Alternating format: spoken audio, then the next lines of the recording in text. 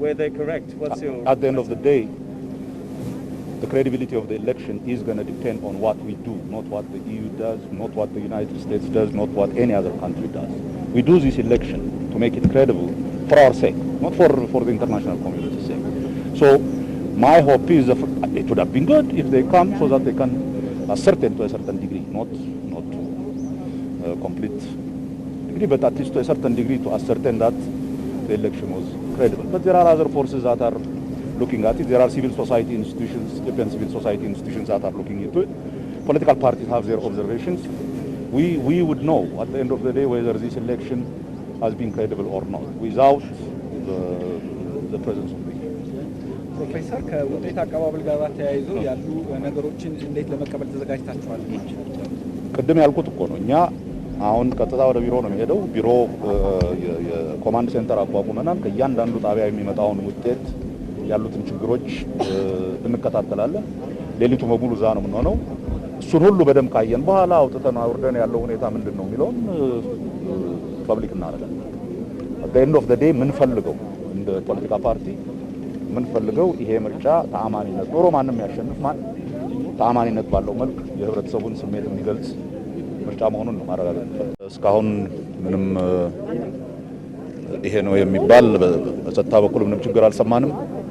አንዳንድ የምርጫ ጣቢያዎች አካባቢ ችግሮች እንዳሉ ትንሽ እንሰማለን። ሞስትሊ ከሎጂስቲክስ እና ከአሰራር ጋር የተያያዘ ሙሉ ቀን እሱን ፎሎ ስናደርግ ነው የምንውለው ቢሮ ቁጭ ብለን እና የመጨረሻ እንትን ለመስጠት መቼም ይሄን ሁሉ ካየን በኋላ ማታ ይሻላል። ዘግይቶ ነው የጀመረው ይሄ ምርጫ ጣቢያና ዘግይቶ የጀመረበት ምክንያት የምርጫ ጣቢያ ወረቀቶቹ ተሳስተው ነው በሚል ነውና አልተሰናዳም ማለት ነው ወይም አልተዘጋጀም ማለት ነው። ምን እሱን ምርጫ ቦርድን ነው መጠየቅ። የሎጂስቲክስ ችግር እንዳለ በብዙ ቦታ እያየን ነው። ግን ሆን ብሎ ምርጫውን ለማበላሸት እስካልሆነ ድረስ እንዲህ አይነት ችግሮች ትንሽ ይጠበቃሉ። ምንም ብዙ እንትን አይደለም። ዋናው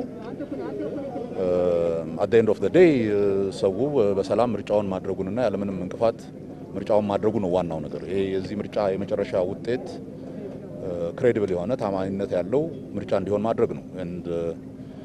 እዛ የሁላችንም ኃላፊነት ነው፣ የእናንተንም ጨምሮ። እዚህ የምታደርጉት ነገር እኮ ትንሽ ግራ የሚገባ ነገር ነው። እንግዲህ በብዙ ሂደቶች ውስጥ አልፎ ነው ምርጫ የተካሄደ ያለው ፕሮፌሰር፣ እና ፋይዳው ምንድን ነው በዚህ ሰዓት መካሄዱ? ይሄ ምርጫ የሚካሄድበት ድባብ ያሳስበናል የሚሉ ወገኖች አይ ቲንክ እንዲህ አይነት ነገር የሚጠይቁ ሰዎችን የምጠይቃቸው ዜን ያለዚህ ምን እናርግ ነው። ሌጂቲሜት የሆነ መንግስት ይኑር እያልን ነው።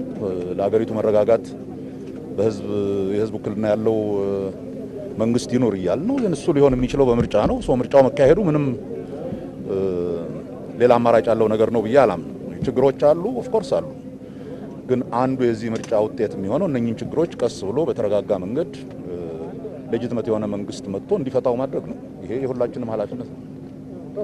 For the international community, Professor, what's really your observation of the 6th round of elections and what do you really expect out of it?